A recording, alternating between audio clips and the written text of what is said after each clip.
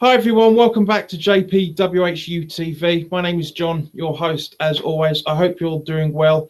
Apologies for the slight delay on there, a few technical issues unfortunately, but I am pleased and very, very honoured to introduce one of the few people on YouTube that influenced me enough to start this channel itself. This man really needs no introduction. He was pretty much a living corpse from this time on until Saturday evening last week.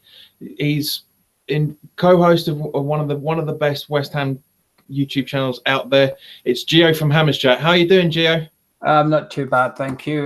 John, how are yourself? Yeah, I'm keeping good, mate. Keeping good. Glad everything's up and running perfectly now. Yeah, it's getting there. We're going. Brilliant. So basically, before I go any further, just want to mention the sponsor, 3retro.com. Please click the link in the description below that will take you directly through to the West Ham section of their website.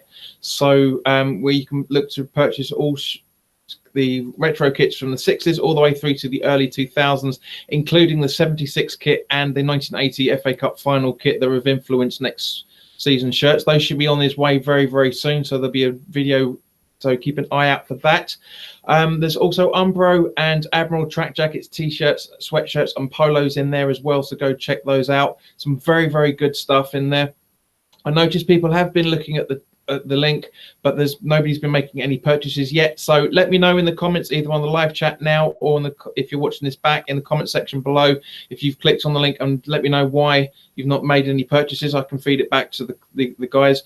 Any purchases that you do make through that link will go to help fund this channel. In actual fact, what I will be doing is for the first 20 purchases, I'll actually be donating my commissions off to Isle of Fight as well. So I won't be making a penny out of it. The first 20 will be going directly to the Just Giving page. So by all means, please guys, if you do make any purchases, that will be helping those guys out as well. So Gio, really don't know where to begin with you, mate. I really don't. I've made a lot of notes, but as I said, one of the reasons why this channel started up was I've been a big fan of yours, you and Gonzo and Charlie and Young, and both Toms for that matter, I should say, for a good few years now. And I kind of was thinking to myself, well, these guys are very good at it. It'd be nice to get my voice on that. So how exactly, just before we go into you guys doing the YouTube channel, how exactly did the Hammers Chat forum start up? Long story short, there was an old forum which Gonzo was a big part of with a lot of other people, and they had a digital relationship, if you like. I don't think many of them had met that much in person, but they all knew each other online, and it turned rubbish, to be quite honest with you. It turned rubbish. They wanted a load of money for advertising. They wanted people to pay to use it or put up with a load of ads. So Gonzo made one. It was pink, but he made one, and people moved over, and that was start of Hammers Chat. I always sort of watched rather than got involved, but it just coincided that time that I was starting a betting blog on West Ham games for a website, and I needed somewhere to promote it really. Gonzo needed content, and it was sort of like a good fit at the time. You know, obviously, but that's the first time I ever interacted with Gonzo. A lot of people seem to, I don't know, assume that we've known each other for years now. Well, we have known each other for years now, but when the Hammers Chat forum, that was the first time we really interacted with one another. I mean, it's good. When you went on to American Hammers TV and you were talking about your very first video, I went back and watched that afterwards. Mate, it's not as bad as you think. I don't want to watch it. I'll you know, it was because I mean, obviously you didn't have the background that you do now when Gonzo was sitting on his sofa and Charlie was in the same room. But it's you know, it's still there. The banter between you and Gonzo has just got bigger and bigger all the time over the last 3 to 4 years. You guys have been doing this now, and it's great. That's one of the things that draws me in and draws in loads of people to your channel, is how natural you two are. It's like you two are sitting down in the pub talking with each other, and that was my inspiration, because I try to do the same sort of way with my videos and some of the podcasts that I've been doing on this channel. I mean, I've had some great conversations. I've had Tim on from American Hammers. I mean, he introduced me onto his channel, so it was only right that he was the first guest. I've had Wayne from Dallas Hammers. He's been on a couple of times. I had Baz as well, Baz Cox.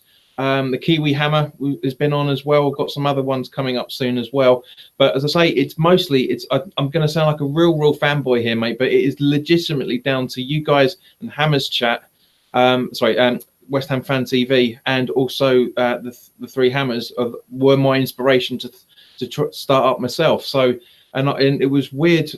Within 10 months of me starting the channel up, I was contacted by a little boys, I don't know, he's about 9 or 10, and his videos were saying to him, he was saying that I influenced him. So I love that cycle, that big West Ham family that we have, not just on YouTube, but in social media as a whole. I mean, obviously, we all know that it's exceptionally toxic for a lot of things, but it's also very good at the same point for getting people together and talking. That's and this, for me, YouTube is one of the best social media platforms out there, because there seems to be, I don't know, you guys, obviously you're 1,000 times bigger audience than I do, but I haven't really seen any from your comments that much people that troll you. You've got a very specific viewer fan base now, and it's obviously growing, because you guys are on nearly 9,500 now. I remember, what was it, 2-3 years ago, you were struggling to get to 2,000. So it's, that's just testament to the hard work that all you guys have been doing, and more specifically, the fantastic work that you all lot were doing over the weekend for that 24-hour live stream. It was brilliant. I know a lot of people that were putting all their comments up on Twitter as well, as you probably saw, absolutely thanking you all the time for what it was, and looking at the live chat as well. I know we talked about it briefly before coming on air, but how much sleep did you get on Sunday? Not too much, to be fair. Sunday wasn't too bad. It's after Sunday, when I was going back to work and my body clock was all wrong. It was tough. There was one morning, I think it must have been Monday morning, I think I was awake at 4 o'clock in the morning. I couldn't get back to sleep, and so it sort of knocked me on a little bit.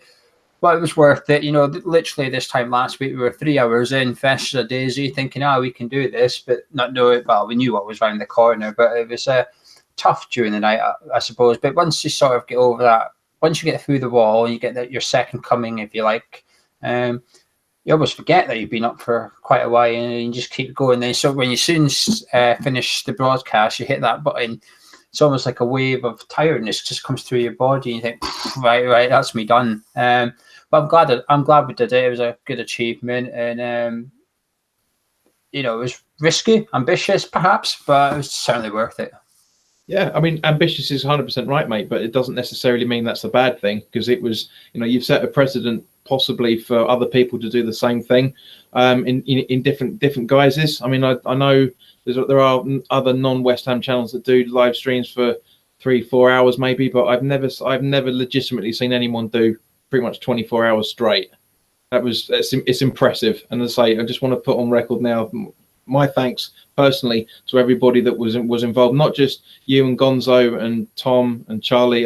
Their conversations about wrestling at 6 o'clock on Saturday morning, very, very funny. It increased me up quite a fair bit with that.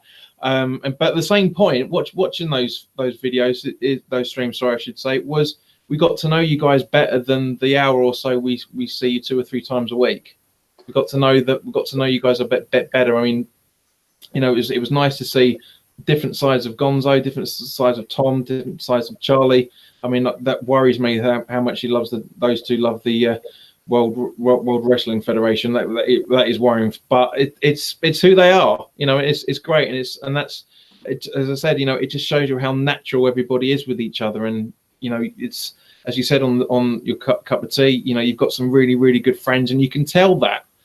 You can really, really tell that, and more specifically, obviously, because you guys have been putting up a lot of the interviews on the forum channel, and we've been watching some of those recently. I absolutely loved you hauling Sean Whetstone over the coals on a few things with that interview. Very, very, very, very passionately done, and I can see why Gio was taking the piss out of it, saying you were doing your Jeremy Paxman impression with him and a few other people, because it was.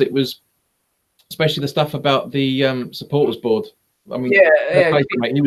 From the way it came over for me. I don't know, maybe you might have seen it slightly differently, but from my point of view, he was backpedaling quite a lot on a few things. I think he was a little bit. To be fair, I thought he was very honest and open. I think there was a couple of things he sort of gave a politician's answer on, And the thing that sort of, he didn't necessarily anger me, but the one thing that aggrieved me was towards his interview when he said about how when I called Sullivan a liar, and he defended David Sullivan, and he tried to say, well, he wouldn't be lying. But to me, if someone says something that's not truthful, that's lying. And Sean tried to sort of not to call him a liar a little bit, and I just thought, oh, hang on a minute here, I'm not having this. But to be fair, I never intended on going at him for the OSB because, you know, looking back, I'm in two minds about it. On one hand, I'm glad I did because a lot of people enjoyed it, but at the same time, I don't want Sean to think that like I was disrespecting him or something, because he certainly got a tougher ride than anyone else. But the OSB is just something I'm passionately against, if you like. It's a subject that sort of winds me up a little bit, and I've got a lot to say about it. And when we do the Cups of Tea with Gonzo, I try not to go into it too much, because if you mention it on week 1, come week 4, you don't want to be mentioning it again, and you don't want to keep saying the same things about the same topics and stuff. So I don't want to go on about the OSB constantly all the time. And I don't think they've had a proper chance yet. They only formed in November, so it's not even been a full year yet. But what I'm seeing, I'm frustrated, if anything, because I believe in the concept. I believe there should be something there. I just think they're shooting themselves in the foot, if you like, a little bit. And that's the club, that is. That's not the people on the OSB. You know, they're giving up their own time. They're not getting paid to do this. They're losing money, so to speak, to go and sit and do these meetings and stuff. And I respect them for that, because I was in that situation. I was in that position a couple of years ago when we went to the media, sort of West Ham media meetings with Karen Brady, if you like. And, you know, you say we don't get trolled much, but I would argue that we get, I don't necessarily get trolled. I say we'd get people shouting their opinions, basically, isn't it? Really, just more. I would say we get slagged off sometimes. You know, like on Twitter, I have this thing where every single comment we get, I favourite, because I read them all. And I always say, if you take the time to tweet us, I'll take the time to read it. With YouTube, it's different. Like, I don't read many comments on YouTube anymore, because why would I want to read people slagging me off? And it got to that point, not recently, that it's been like that for a while. And I can take people questioning whether I think, I remember when I said Chiati was an awful midfielder, and I got a lot of criticism for that at the time. You weren't wrong either, for that matter. You weren't wrong. I know that, but at the time I got a lot of people saying, oh, you need to watch the game, blah, blah, blah. And I thought, that's the problem. I am watching the game, hence why I formed this opinion. But I just thought, like, why would I don't mind people challenging me about things like that. But it's when they get personal. And, you know, Charlie's, I didn't really want to say on American Hammers TV one, but Charlie went on after me and said it himself, so I don't think he'll mind me saying this. You know, he used to have really bad anxiety. He did. When I first met him, he used to tremble a lot and stuff, and he's got a lot better of it. And I'm always proud of him for changing and getting more confident and stuff. And then someone will come in the comments and comment on his appearance and stuff, and I just think, why do you have to do that? Can you not just, you know, tell him he's wrong about Antonio? He doesn't mind. He is wrong about Antonio, but he listen, have a debate with him about his opinions. But when you take it personal, it goes too far for me. People have said stuff to Gonzo about his kids before. People have, like, I'm hard of hearing or where he is. People have made comments about me being deaf before. And I just think I don't want to read stuff like this. So I don't read YouTube comments anymore on our channel. Not very often. Now and again it will, but not very often, because I just assume that there's a lot of them personal attacks on whoever's on the thing. You know, Tom Bull, who's sort of a new contributor to our channel, if you like, the other day he said to me, oh, this guy's always on my case. Whenever on the video he's commenting, and he knew the guy straight away. He was able to say what the guy's name was, and I just thought it's almost wrong. It's almost like personal vendettas in a way. And I don't know. It's the one thing of YouTube I don't really like, to be honest with you, John. I just think it's too far. Debate opinions on football, yes, that's what we want to see. People enjoy that. I would enjoy to go into the comments and read stuff about West Ham, etc. But I don't like seeing personal attacks, not just on me, but on Charlie, Gonzo, Young Tom, whatever. It doesn't sit right with me, and I don't really like it. Yeah, no, I agreed 100%. I mean, I get comments on my stammer, not as much as I used to when I first started doing it. I mean, not that I've got a massive fan base or anything, but you know, there was literally one comment was 3 or 4 lines long of just and all that sort of stuff. And I've been told to shut up and stop, get off YouTube because I'm too old to do it. But it's part and parcel of it. But I get it 100%. I really don't like seeing that stuff under any circumstances, especially when that's one of the reasons, if I remember correctly, why Gonzo and Ryan, for that matter, on West Ham Fan TV, both left Twitter for a little while because of how stupid things are getting on there. Yeah, I completely understand it as well. I love Twitter personally, but I can understand why people get frustrated by it as well. And the reason Gonzo doesn't like it, I think, is partly politics and Brexit and stuff, but I think it's also the lack of character. So you can only type so much, and it's very easy to misjudge context of a tweet, etc. It's very, very easy to do. We've all done it. I think it's just, I'm quite laid back though, so I tend not to take too many things seriously and stuff, so I can sort of put up with it a little bit more, if you like. But yeah, Gonzo's been coming back on more and more. I think he's trying to secretly get in without anyone noticing, but I've seen him tweeting. There's one thing Gonzo doesn't do, mate, is subtlety. We know that, but also one of the things I loved about that, watching it as well, was the video that was put up the other day, the interview with Kieran Maguire about the financial health of the club. And I did a video a few months ago talking about the same sort of thing, and it was nice to see. I mean, I'm not an accountant in any shape or form. I work in the finance department for the job that I do, but I'm nowhere near in accounts. And it was nice to see somebody who goes into that much detail, pretty much saying the same sort of thing that I was able to find from looking through the accounts over the last couple of years. And you guys did a video when they were published back in December as well. So it's nice to see from one point of view that everybody's seeing, not everybody, but the people that are talking about it are all seeing the same thing. And Baz touched on it as well last week. We were, and you were trying to get Sean to admit to this at the same point, that we were sold a bag of lies, as you said, from Gold, that we were promised that the seats were going to be the same space away from the pitch at the London Stadium, and a few other little things that were seemed inconsequential went on the video and the publicity we were given before the move. But and then once obviously we got there and everybody, I mean, I can't stand the place, but I, like you, over the last 3 seasons now, I've warmed to the place. It's not a football stadium for me. I'm the same as you. I hate walking over the concourse and seeing the tarpaulin over the seats and everything. But you get used to it. It's out of my field of vision. And I just focus on what the big screen is I'm walking through.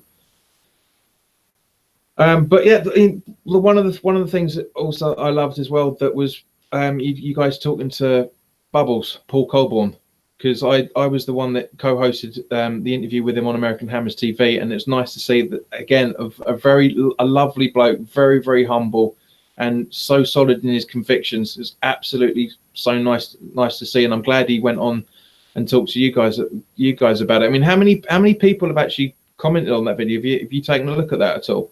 The Paul one? Yeah. No, not particularly. To be honest, I hoped it would get more views than it did, to be honest with you. I know the Kieran Maguire one did really, really well, and then we followed up with Sean's, which did well, and then Paul sort of, it's getting views every day, so it'll creep up.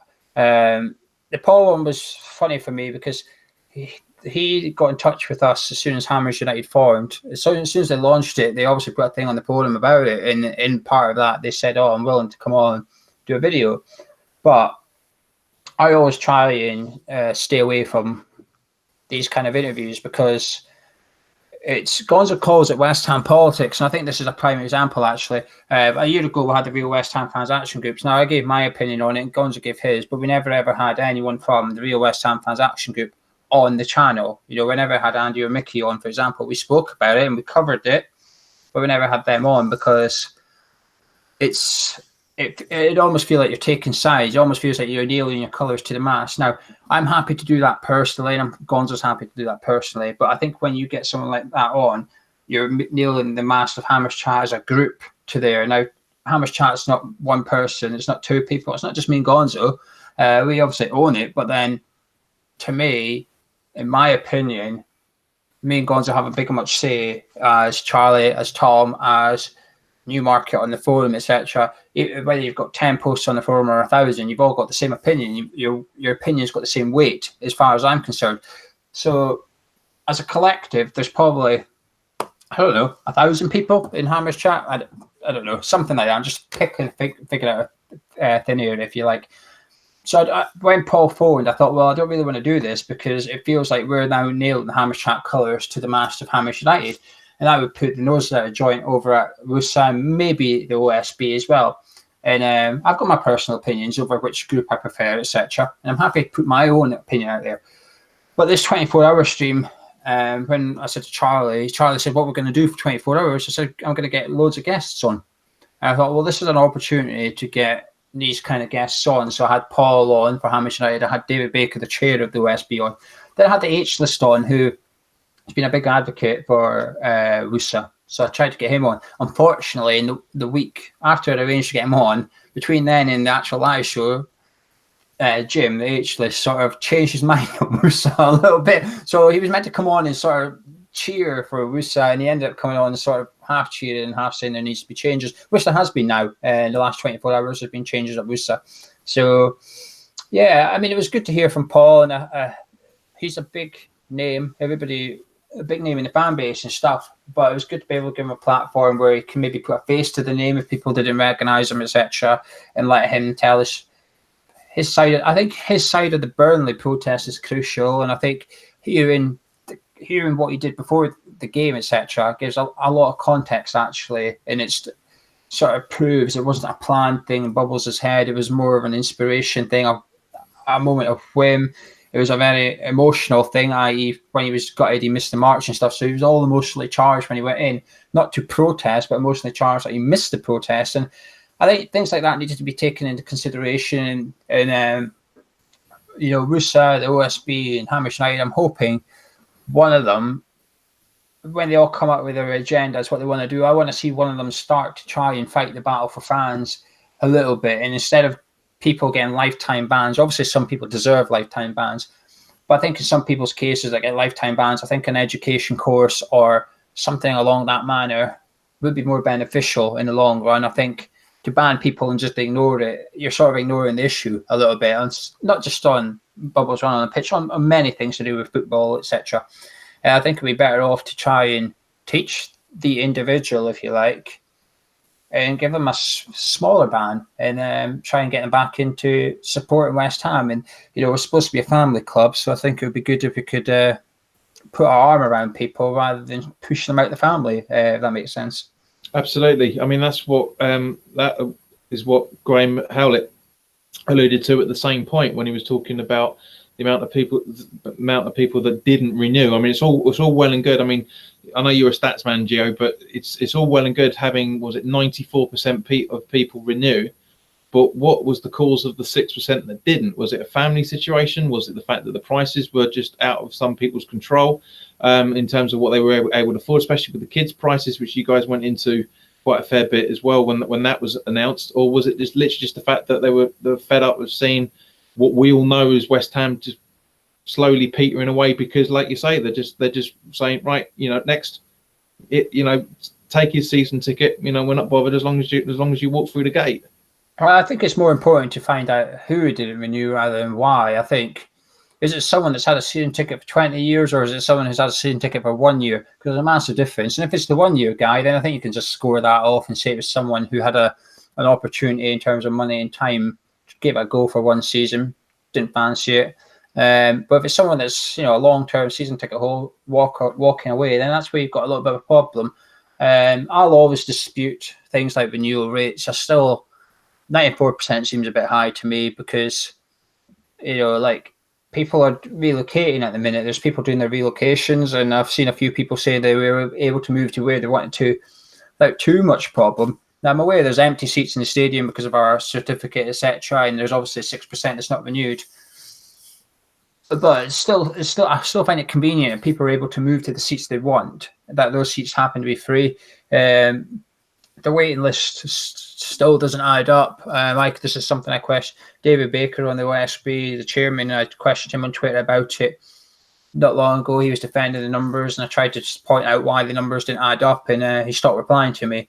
So I took that as a victory, so to speak. I took that as that you now know the numbers don't add up. They still don't add up to me. And if there is 40,000 on the waiting list, the club have got this new thing in where when you renew, you can, if there is a seat round about you, you can buy it essentially. Now, that's a slap in the face to anyone on the waiting list, isn't it? If I can ring up tomorrow and say, here, I've got a season ticket, is there any in my section? And they sell it to me. I know 2 people that's bought a season ticket in the last week using this new benefit.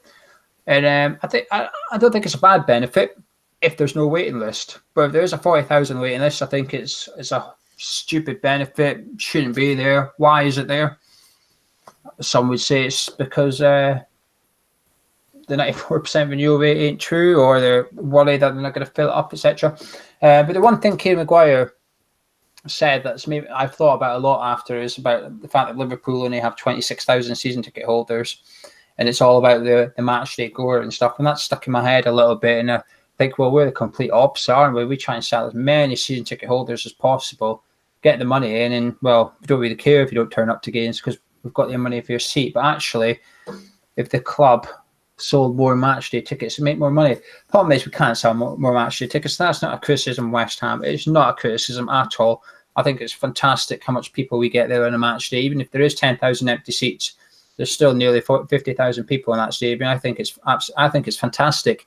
I just wish the club seen, when we were at the Brady meeting a couple of years ago, we asked her, why do you announce attendances as tickets sold and not people attending? And her reason was every Premier League club does the same. Now, to me, that's not a reason. That's an excuse. And there's two different. A reason and an excuse is completely different. And I find it kind of sad, actually, that our club is almost ashamed to say there was 46,000 people here today. They see that as a bad thing. Actually, something you should be proud that we've got 46,000 there, because it's a lot of fans for a club that's come from a 35,000 seater ground. Having an extra 10,000 people turn up every week is an achievement. I think we should promote that rather than try and hide behind tickets sold and pretend that we've got 60-odd thousand people there.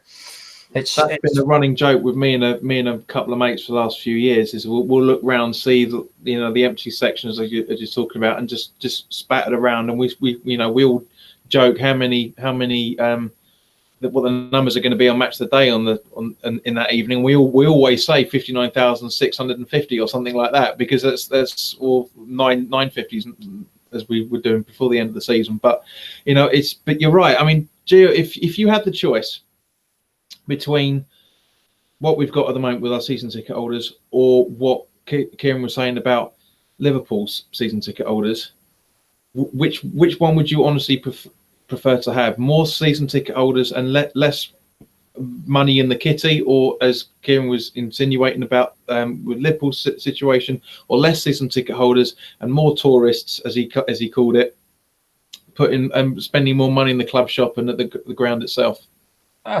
There's pros and cons for each, and to be fair, I'm a football fan, so it doesn't bother me too much. I suppose business-wise, makes more sense to go down the Liverpool route.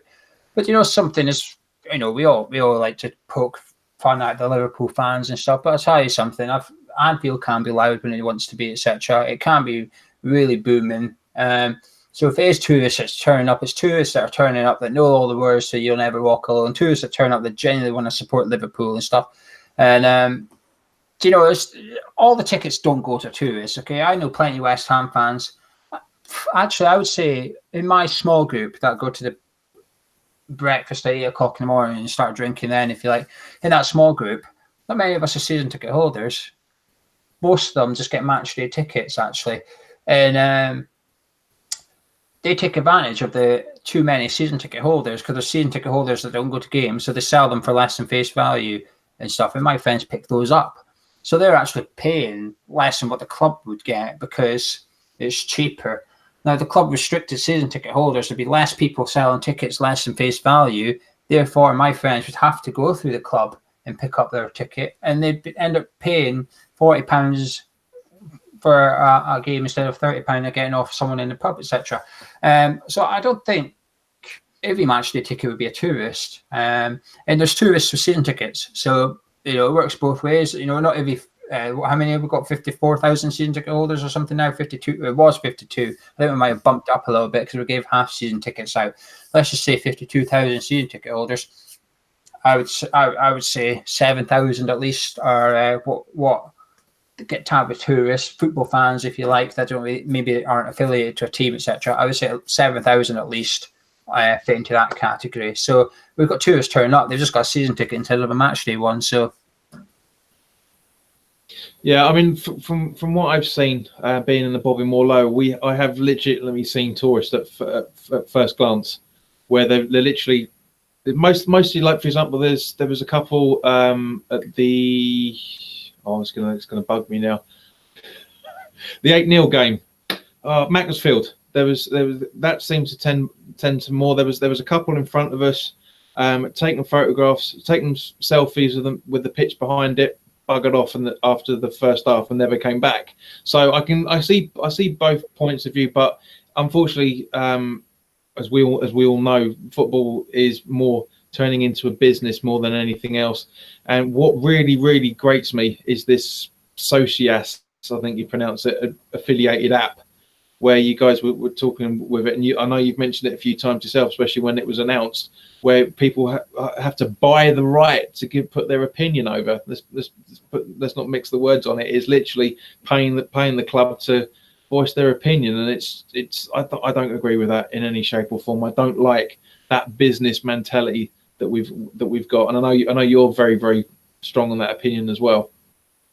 I just think it's exploitation. I think it's what's the benefit? Obviously, the club get a little bit of cash, but I think it's almost greed. The club are sort of grasping out to get a little bit of money, and I think actually the money you're getting far negatively outweighs the benefits of what a football fan's getting from it. And it's if there's families out there that can't afford season tickets. Okay, there's families out there, mum, dad, maybe a single parent or whatever, a couple of kids that support West Ham, big fans, proper into West Ham, these kids and stuff, and maybe they only get to one game a season because it's all the parents can afford. Okay, now you need to sort of supplement your interaction with your football club in other ways, whether it's playing FIFA, whether it's watching West Ham on TV, you talk about the school, etc.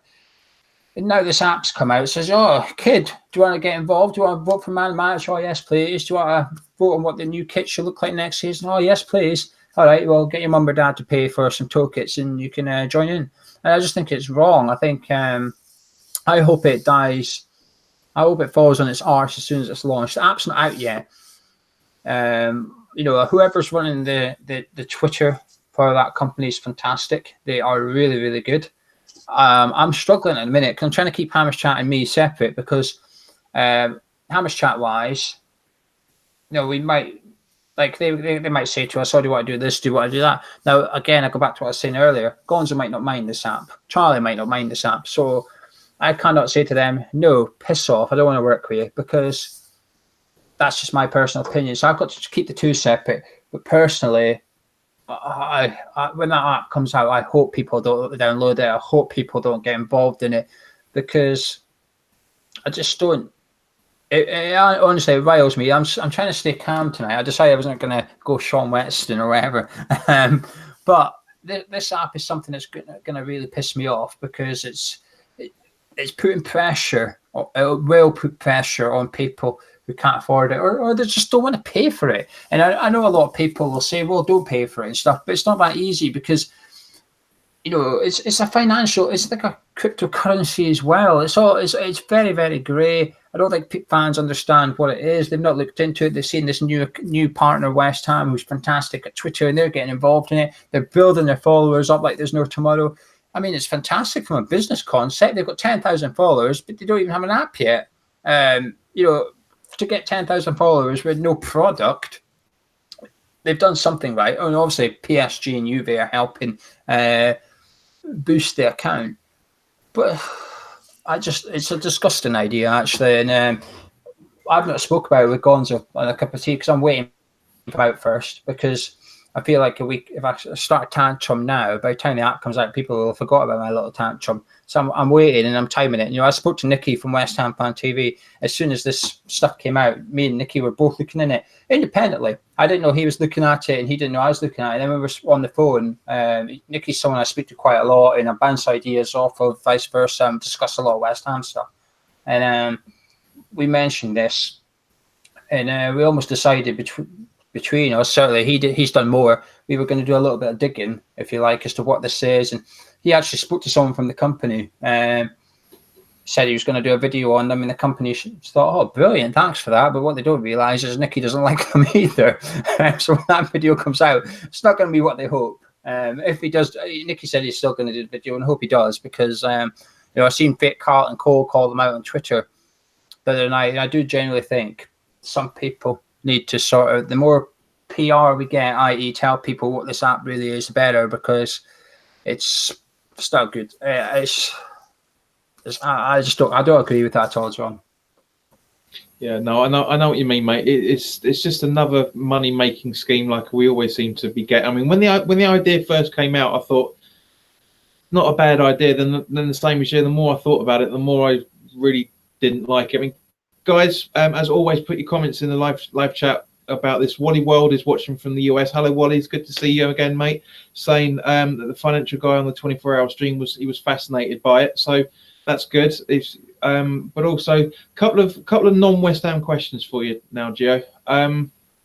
First and foremost, a good mate of mine who lives over in Bangkok. He goes by the account holder name of New. You may have seen him on there, some of your videos. He's asked me to ask you, what do you like, red, green, or yellow Thai curry? Green. That's what everyone has, isn't it?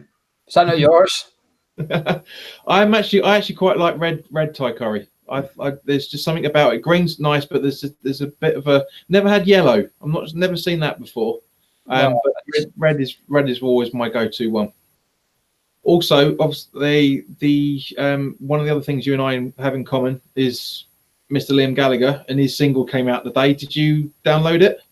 Yeah, I've got it. Yeah, I mean, I collect the vinyls for Liam. I did it with BDI as well, and I've got most of the Oasis ones. And so yeah, when you buy the vinyl, you get like the free download. But yeah, it's a decent enough track anyway to whet the appetite for what's coming up.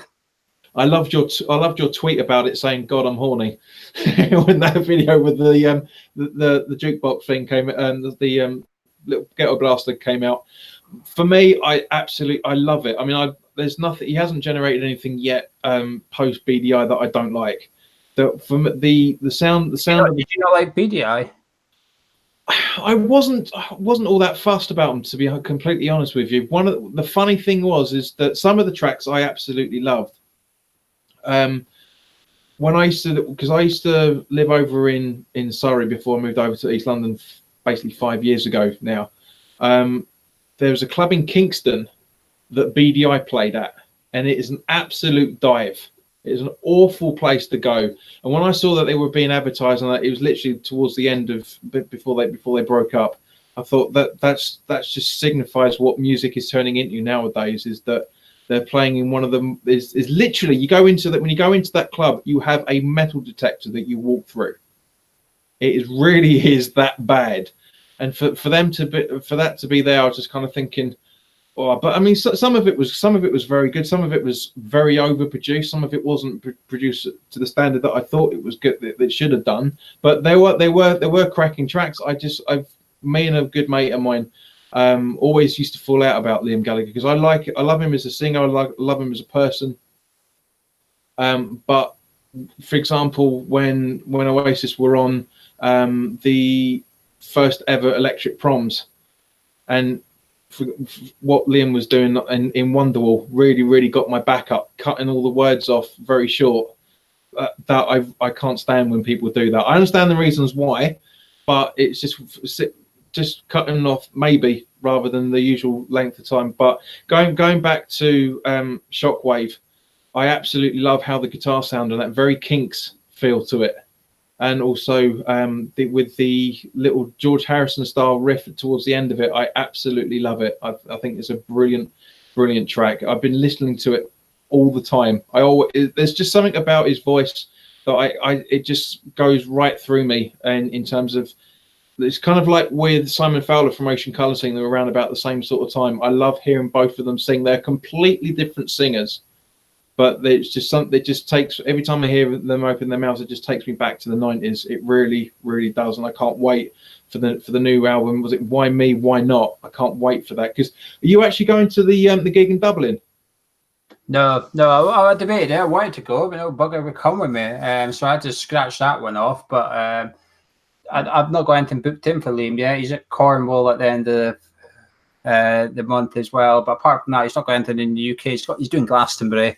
I don't really fancy it, to be honest. So my next one is Transmit down for me, up for you in Glasgow. But that's because of Richard Ashcroft. So Ashcroft's a big player for me as well. You know, he's nowhere near Liam for me, but Richard Ashcroft's one of the greatest musicians of my time, anyway, certainly in my lifetime, and so I'm looking forward to that. It was between, believe it or not, it was between Noel and Ashcroft. I had to sort of pick which one I wanted to go see, and Ashcroft won. Oh, brilliant! A very good mate of mine. We went to see the Verve just before they broke up at the O2, and it was a fantastic night. I will never forget it.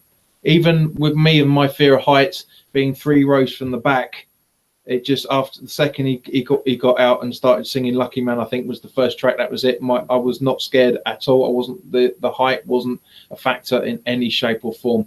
A few more questions for you, mate. Greg Thomas is asking, win the league or win the Champions League? Oh, the league. Agreed. It's just an easy question for me. It's league every time. Yeah, I mean, for me personally, I think I was talking to a housemate of mine about it tonight. When it comes to the Champions League, I would just want the Champions League position to go to one position, and that's the champion of the league. It would make it much more entertaining. What do you reckon? Yeah, I agree. But the thing is, I've never experienced the Cup Winners' Cup as it was back then.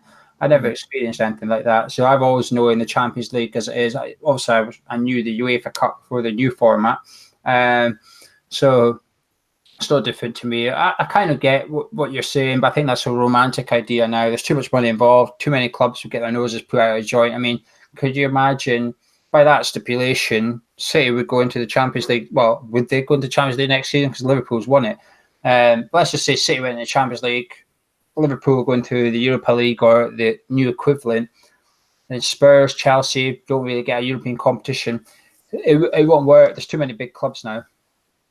Yeah, no, I know, but it's just you're right. It is a romantic idea to a degree, because I just want a more competitive league. Not that it's not competitive as it stands at the minute, but when you get to the last 6-7 weeks and teams are starting to get happy with where they are on the table, then we're not seeing the performances as much as we do at the start of the season. I think what I'd like to see is either the champions of their leagues go straight into the knockout of the Champions League or something, so they don't play the group stage. So the group stage is the second and third teams, etc. Maybe the lesser European leagues, they battle out. I would maybe take the top 8 European leagues, put the winners straight into the knockouts or something. So there you go, you have to play the group stage. The only problem is, domestically, Man City wouldn't have a European game till after Christmas, whereas Chelsea, the title contender rivals, if you like, have now got a congested fixture, and it would just enhance City's opportunities of winning the title and stuff. Or give it to the group stage in Champions League, just make it knockout from day one, and that'll spice things up a little bit. I don't really watch Champions League until the knockouts, really. I don't bother with the group stage. I don't need to see Chelsea play Ludogorets. Apologies if there's anyone watching from Bulgaria, but I don't need to see them play Ludogorets. I know what you mean, mate. I mean, this is the only time I'll ever say I'm a glory hunter when it comes to football, because I only really watch the semi-finals and then the final of the Champions League. Steve Spraggs, who seems to like to subscribe and then unsubscribe and then subscribe to this channel and unsubscribe again. It's a bit of a bouncer one for him. He's basically asking, do you think we will see the back of Gold and Sullivan? One day. I mean, obviously, they're going to pop their clogs at some point, but I think it kind of goes on to the fact that possibly, Steve, if you're still watching, mate, let's give us a bit more clarification. I mean, I'm guessing you said him within the next 3 or 4 years. 2023, because that's when they no longer have to give a slice of their profit up to the government. They won't sell before that. To be fair, if someone said to me, if you sell your house in the next 4 years, you've got to give 10% to your local council, I think I'd just stay in my house for the next 4 years, to be quite honest with you. So why would they want to give up 10% of their profit to the stadium owners, the government, etc., when they could just wait out for a few more seasons and then sell? The interesting thing, like Steve's a top bloke, by the way. He's bowling badges on the Hammers Chat forum. He's Cockney Hammer on Knees Up on the Bound. He does a lot for West Ham fans. His Twitter page is fantastic as well. If anyone's into the history of West Ham, you must follow Steve on Twitter. But I think they will sell. The interesting thing from the Keane Maguire thing is the valuation of the football club. He said 300 million, and he didn't hesitate. He said 300 million like that. There was no hesitation over his valuation. Now, if you go on Karen Brady's personal website tonight, I had a look after Keane Maguire's thing. Karen Brady's website, if you click on her about or whatever, it says she's the vice chair of West Ham United, who are a Premier League club, valued at 800 million. So there's a £500 million discrepancy by Karen Brady's website and Keane Maguire, a football finance expert, valuation. Now, there is a middle of the road. There was that financial third party that valued us at 520 million a couple of weeks ago. But it's still £300 million short of Karen Brady. And I wonder if that's maybe part of the reason why they're not too keen on selling.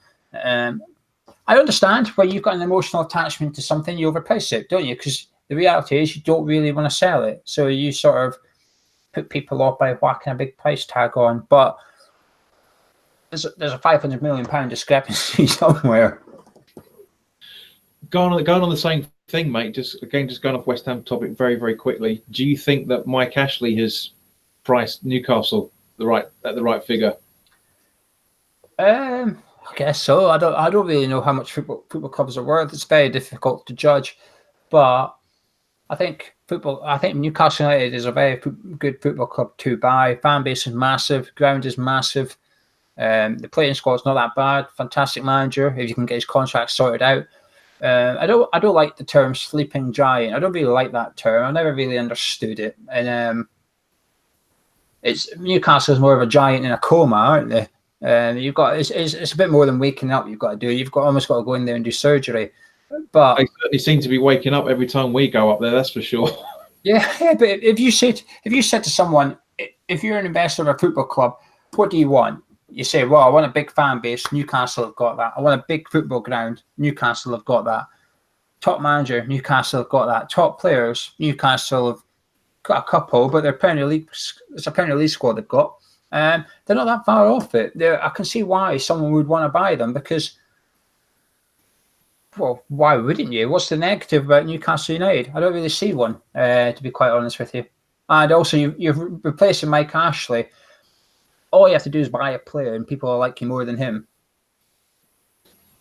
That is very, very true, mate. I mean, for Newcastle, they are a club that I really do like. I've been up to St James's Park, not for West Ham, unfortunately, but it's a great stadium. One of these days, I'm going to go up there for one of our away games. Neil Hogan is showing his vintage, talking about the Kinks in the live chat. There's also old school Paul. FA Cup or the league? Fuck the Champions League. So which would you prefer, winning the FA Cup or winning the league? I know where this is going, but well, it's got to be the league, isn't it? I mean, I'm tempted to say the FA Cup because of the romance, but the league's a bigger achievement. It's a far bigger achievement than the FA Cup, and what happens the following season is massive compared to the FA Cup. And I think Leicester City, believe it or not, Leicester City are seeing the benefits of winning the title now. The following season they didn't because they struggled to have Champions League and stuff. But they've now got some players that they've got because they obviously bought in Conte and sold them on for a big profit. And then they got into like some Ndidi and stuff. They've now got some players in their first 11 that I consider to be the best outside the top six. And it's just a shame for Leicester that it's happened after not the season immediately after it. They've had to wait a couple of seasons now, but they're starting to see the benefits of winning the Premier League. 100%. Jeff Blackman is talking about the West Ham ladies by the looks. It says, sign Wendy Renard at West Ham. 2 great headers for the France women tonight. What are your thoughts on the West Ham women for their first season in the WSL? They did brilliant. I've sort of defended Jack as much as I can, really. Remember when he was sort of a way to get announced, and he said to me, "Oh, bit of news coming out. I don't know how it's going to go down." I said, "Why? What have you done, son?" And then it came out, and I don't see a negative. A lot of people say, "Oh, it's only because of his dad." Well, yeah, of course it is, but it's also because of his dad that we need to make sure he's getting some sort of experience. And I'd much rather he was learning on the women's game than the men's games, to be quite honest with you. And I don't mean to be disrespectful to the women's game, but there's less attention, providing you don't sign a contract with the BBC Three to make a 10-part series. Well, that's good PR for the club. I watched it. There's nothing in there that's bad. It's not revealing or anything. It's a very puff piece, but it's getting West Ham women's names out there. They've got a good manager. We've got Abbott, who started doing a couple of videos for us, and he's going to do a lot more videos for us in women's game next year. And he goes quite often, and he's very honest. He used to write for the official West Ham website and programme about the ladies, as it was back then. When they first took the ladies over, we had done a couple of pieces for the programme. If you've got the Juventus programme, do you know when we play with Juventus at home? You've got that, or the Domzali programme, or the first 1 or 2 league games after that. If you have a look in it, you'll see something from either myself or Abbott in that programme, because we produce the content, the ladies' content for the programme. And so that was all good. And we did it for free. None of us got paid for it. We never got anything from the club. We did it for free. I haven't provided the photos and stuff. And it was quite surreal, actually, opening up the programme and seeing your name in the matchday programme and stuff. You're almost doing stuff. But then there was a game Abbott went to, and they got stuffed. I don't know, 5-6-0, something like that. And they had 1 shot on target the whole game. So Abbott wrote a match report, basically saying they were crap, saying they were awful, couldn't get going. And he got told, "Oh, you need to write something positive. It needs to be positive. We're not putting it in if it's not positive." So Abbott phoned me and said, "What am I meant to do? You know?" I basically told him, "It's up to you. But if I were you, I'd tell him to go fuck himself." So long story short, we ended up telling the club in a politer way, "Go fuck yourself." So we no longer wrote the articles for the programme. But the thing is, since then, Abbott's a massive fan of what they've done, how they're going about things and stuff. And he's very, very honest, but he's a big fan of it. And he says they've got 1 or 2 really, really good players. They've got 3 players at the World Cup as well. One of them's playing tonight for South Korea. Jane Ross is obviously playing tomorrow for Scotland against England. So, yeah. Watching that then, yeah? Well, that's right. It's Sunday. It depends what time it's on, to be honest with you, because it's the UEFA Nations League final on Sunday, isn't it? So Portugal, Holland, and the 2 teams I hoped would win are in the final. So I'm looking forward to watching that. Moving on. I was planning to do a review video of the game, because I like to do reviews of the England game as well, but I'm doing that tomorrow because I'm still absolutely seething. I know you're happy as Larry at the moment, but I'm absolutely seething on it. We've got, where else? Well, yeah, new news in. Darren, if you're still awake, mate. Gio, do you want to answer his question about which curry you prefer? Which one I prefer, sorry? Which Thai curry you prefer? The green one. Yeah, because Darren's woken up because he's literally over in Bangkok, so he's watching it live. So he may have missed that. Oh, tell him to go back and watch the whole video then. Well, I was going to ask him to do that anyway, but yeah. Okay, so Greg Thomas, I personally would personally go for the Champions League, as I feel that it would be better long-term plan to possibly gain top 4 more often and win league titles. Do you agree with that? Some of it, I guess. I mean, it's a fair argument. You can make your cases for one or the other, really. There's a bit of an in-joke question here from Charlie Walsh. Oh, for God's sake, don't. I love this. Pick one: Danny Ings at West Ham, or beans and burger for dinner.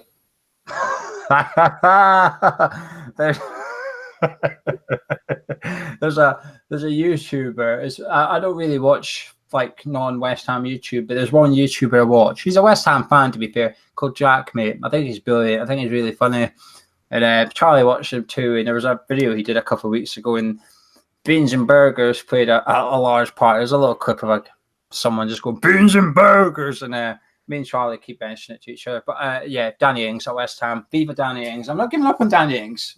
People dismiss him, but I'll tell you what, he's a damn good player. I know you've been advocating him for the last 3 seasons now. Yeah, because I want to see a good striker at West Ham. And in the last 3 seasons, we've seen makeshift strikers. Get Danny in. Half the season he'll play, half he'll be injured, but half he does play. We've got a bloody good striker in our hands. I can't argue with your opinion, mate. I really can't, because I like him as well. Not to the extent that you do, but yeah, I'd take him 100%. Listen, he's got everything. He's strong. He's got a bit of pace about him. He's a good finisher. On Match of the Day, there was Match of the Day, Ian Wright or Alan Shearer, one of them, was criticising Arnautovic for not getting in the box and stuff, saying he doesn't think like a striker. Did all this analysis with videos, and it made sense. But about a week or 2 later, Ian Wright did the same thing with Danny Ings, but he was praising Danny Ings, and he was showing you his runs, how he moves so that other players can get into position and stuff. And there was that game, I think they won, and I think it was a decent team they beat, actually, or they gave Liverpool a really tough game or something. And I think Southampton scored 2. Now, Danny Ings didn't score, but it showed you Danny Ings' run in order to people to get into the box and get the goal and stuff. I just think he's very underrated, and it frustrates me, actually. But then when you're the only one going on about it, you start to think you're the one that's wrong. So, alas. Wally World has asked quite a controversial question here, mate, so get ready for this. I like controversial. Did we consciously bottle 7th place? It seemed too suspicious to have bad team selection, play badly every match with a chance for 7th. I don't know. I mean, it's too broad a question, I think. Let's pretty much, he's basically saying, did we just bottle it? No. We're just not good enough. Not consistent enough. I don't think it's got anything to do with attitude, actually, because this season I've actually been impressed by our attitude. I think, are we the second highest team for last season? I think we're the second highest total of coming from behind to get points in a game. Correct. So that, I think, in my opinion, that puts bottling it out the window a little bit, because that shows our character. That's not something we had under Moyes or Bilic. If we went a goal down, we'd basically lost the bloody game. West Ham had to score first in order to get anything out of the game under those two. Under Pellegrini, it's not quite the same. When you go a goal down, you feel you're still in it. You do feel, all right, okay, it's a goal down, but we can still get something out of this. So I don't think we bottled it. It's just a few bad signings, a couple of bad signings in terms of injury-prone players getting injured, a couple of bad injuries. We lost our first 4 games because Pellegrini didn't know his best team. He didn't even know his centre-back pairing. When you go into the season without a centre-back pairing in mind, you're in trouble a little bit. He should have had it worked out, in all honesty. I think pre-season he should have known who his centre-backs were, but we kept changing them. So yeah, I think it's a combination of those things. But Pellegrini didn't have those excuses for next season. But I don't think he'll need them, to be honest with you. I think he'll be all right.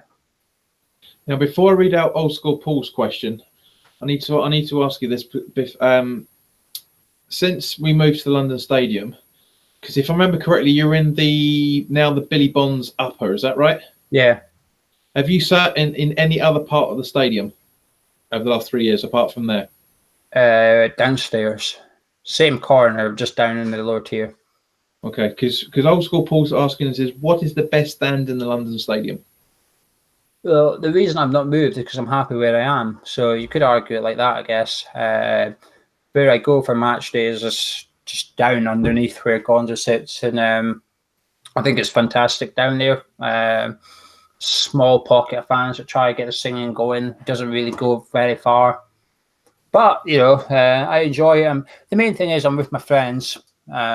So even during the game, if we get beat, we can have a laugh about it. And if we win, then we celebrate together. So I really like it, and it's each to their own. Everybody has different preferences. Gonzo prefers the view and not to stand, whereas I prefer to stand and have a reasonably good view, I guess. I know what you mean, mate. I mean, with the bowling, I was in the Bobby Moore lower as well, and with the exception of a few games, I was there for the entire time. For some of the cup games, I used to sit in the west stand occasionally, and just see what it was like. And Christ, it was boring over there. I hated it. I hated the real stand. It was just, you could barely clap without someone looking at you as if you were being inconsiderate. And also with the very, very first ever game at the London Stadium, the Europa game, I couldn't get my seat because it was still being built. So I was still makes me laugh now thinking about it. So I was up in what is now the Trevor Brooking Upper. I was up there. Beautiful view for Figuli's debut. That bombing run that he did down the edge. Now, bearing in mind, obviously, because we've been talking for over an hour, so we'll try and keep this as quick as possible, mate. Would you take Figuli back? Would I take what back, sorry? Would you take Figuli back? Yeah. Well, actually, no. We've got two. He plays in a position where we're sorted. It's probably the only position we're really, really sorted. So but I don't think he got a chance. So okay, because you've probably seen this rumor floating around that apparently Palace are in for looking at Antonio again. Would you, if we did sell Antonio, which is obviously never ever going to happen, unless we get a stupid bid in for him, would you then want to have Figuli in replace of Michael? No. I'd want someone younger, with a bit more pedigree about him, if you like. I think Figuli's at a good club for him. I think it's a right fit. He's performing well, starting every week. I think we've got to be aiming higher now. When we sell a player like Antonio, i.e. 20 million plus, we need to be spending 20 million pounds plus and getting in someone who is sort of top six quality almost. This is what we're up against. We've got to do it. We've got to find players that are out there that are good enough to play for a team in the top six. And we've got to gamble. Felipe Anderson's good enough. He's not good enough for every team in the top six. But he would get a game at Arsenal. So we need to find players like that and get them in. Not easy, not difficult. Will cost a lot of money. Diop as well, another perfect example. He's a top six player, but we took the chance on him, and we'll make the money off it as well. If he does go, we profit. He's doubled his price tag in a season. Diop, if he has another really strong season, he's over £50 million to get him out of West Ham. We need to find the next £20 million player that will become a £50 million player with just one season under his belt. I call it Premier League tax, and it is a thing. Premier League tax is a thing.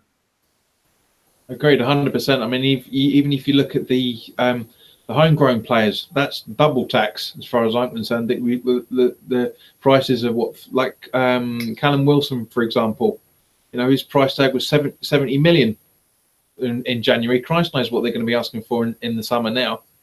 Yeah, to be fair, he's been injured since then. I think Callum Wilson was just the man on form at the time, wasn't he, in the England squad, etc., etc. So he was sort of like the person on the back pages every week, and you play a premium for those as well. It's like Jadon Sancho. There's no doubt in Sancho's ability, etc. But I was very impressed with him last night. He's in such good form right now. I wouldn't be surprised if we would take. I don't want to say 100 million. You won't get much change out of 100 million though, because he's the hype player. He's justifying it. He's justifying it. But he is the hype player at the minute. And you always put money on there, and I think at the time Callum Wilson was just a hype player in the Premier League. Yeah, I'd agree with that, mate. Steve Sprague's back in the live chat again, asking your thoughts on Slaven Bilic being West Brom's new manager.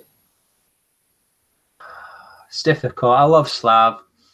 I kind of wish he became a pundit so I could listen to him every week. But the thing is, there's not a lot of pundits I listen to, and I just think, he just oozes knowledge, quality, charm, charisma. Slav's got it all.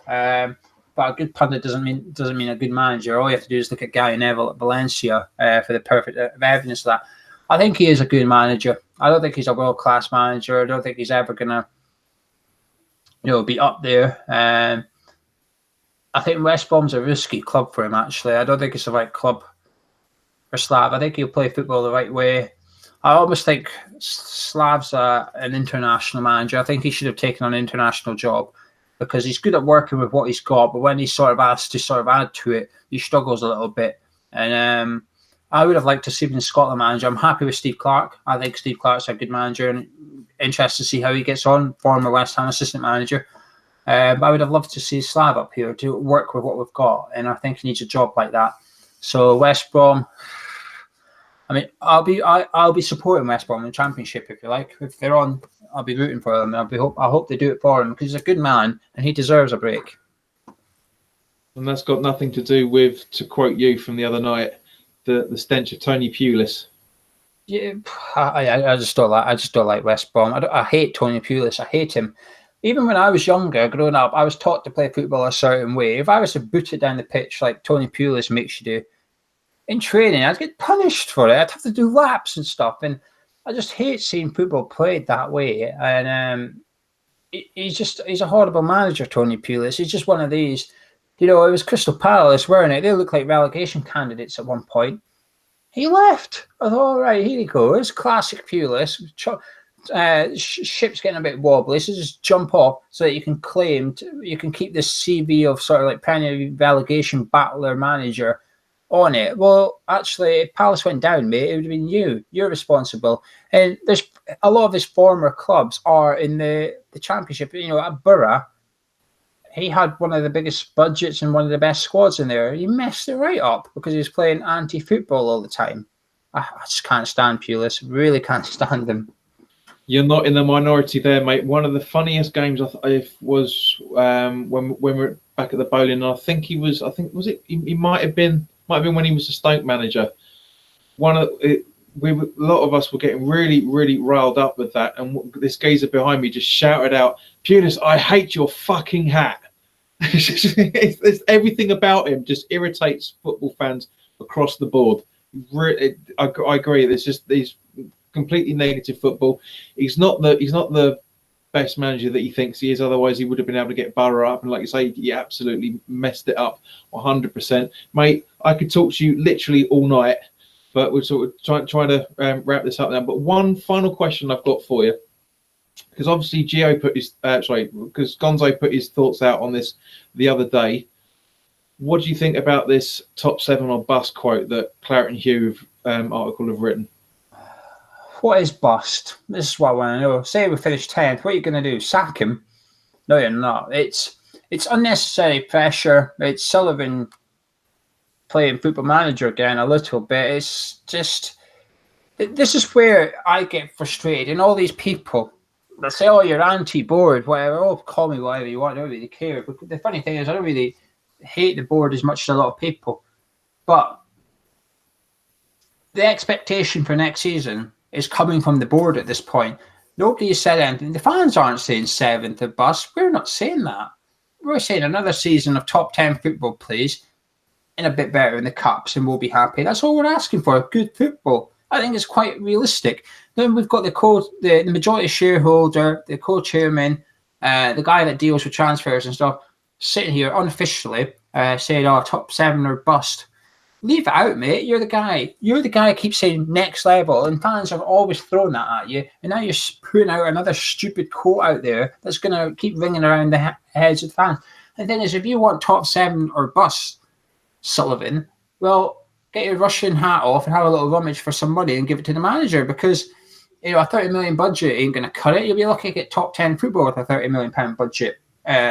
Listen, I think we've got a fantastic squad, and I've seen a lot of people say, next season will be better with Yarmolenko and Wiltshire. Yeah, if they stay fit. There's no guarantees. I mean, looking at West Ham's history, I'm going to put my money on at least one player gets a season-long injury. Now, if it's Carlos Sanchez or Winston Reid, it's not the end of the world.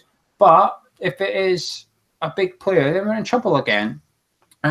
So top 7 or bust, well, I'm sorry, Sullivan, it's up to you to prove that it's top 7 or bust, because you've got a top 7 manager, you've got some top 7 players, but I'll tell you what you don't have is a top 7 budget.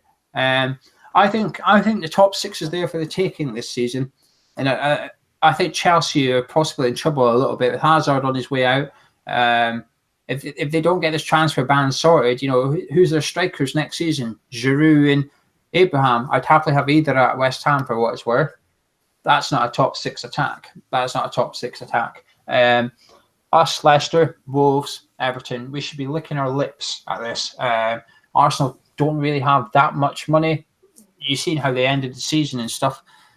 There's an opportunity there for someone to grasp it, but you've got to want it. And it's all very well ringing up your mate and saying top 7 or bust. What I'd like to know is, what does bust mean? Because you ain't going to sack Pellegrini. It's an empty threat. You did it with Bilic. You did it with Moyes. You did it with Allardyce. It's just David Sullivan. It's sort of, I don't know. I just wish he'd shut up. I know it didn't come from him directly, but we all know it's come from David Sullivan. And it's just unnecessary. This is the frustrating thing, John. It's unnecessary. There's no need for it. We just had a really good season. Everyone's quite positive. You know, the transfer rumours are indicating things aren't going our way in the transfer market. Fans are still pretty calm about it. So why is he trying to stir things up a little bit? And I think it's stupid. I think it's a ridiculous thing to do. And this is why I got to agree with Sean a little bit. There's no need for Clarence Hugh to put that quote up, because you know you're going to get wind fans up by putting it up there. Sometimes it's best to say nothing. Agreed, because that was one of the things I was going to talk to you about, because this is the prime example of what they should be filtering through, what they should put up or shouldn't put up. Well, but at the same point, I'm glad. I mean, I'm furious about the article. I haven't gone on Claret & Hugh ever since that went up the other day, because it really had got my back up. They were right to publish it. Possibly could have changed a few more words in that, not do a direct quote to say, you know, the top 7 is the bare minimum, which is coming out of the club, something along those lines, rather than just trying to infuriate. I mean, let's be honest, Joe. I mean, again, right, there are basically 11 clubs trying to get into the top 6. You can't say to a manager top 7 or bust when there's that amount of clubs trying to get in. It's just not mathematically possible. I think there's a big difference between an aim and an expectation, though. Now, having an aim of top 7 is fantastic. Why not? That should be the aim. Pellegrini's aiming for that as well. He spoke about how he's disappointed to not qualify for European football. You know, have the aim of top 4, but certainly do not have the expectation. And it really, really, really should not be making. Is it a threat? I don't even know what you would call it. But it's certainly a stupid comment to make in the first place. If Sullivan rang up Hugh and said, listen, we've got an aim of top 7 next season, well, there you go. Hugh's got his article sorted. Chairman wants top 7 football. Of course, that should be the aim. You know, I mean, to be fair, Sullivan was on Iron Man or whatever, saying every season he aims to win the Premier League and works his way down. I mean, come on. Aim for top 7, but expect top half football. That's what I'm thinking next season anyway. I will take 10th and a good cup run. Bite your hand off it right now, actually. I would be delighted with it, as long as we play good football, which we have been.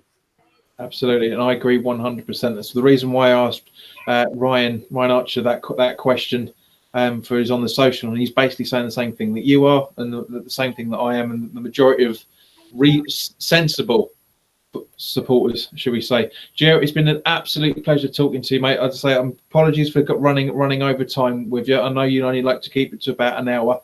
No, honestly, it's a delight, and I'll sit and talk about West Ham to anybody. Thanks for having me on, John. I appreciate it.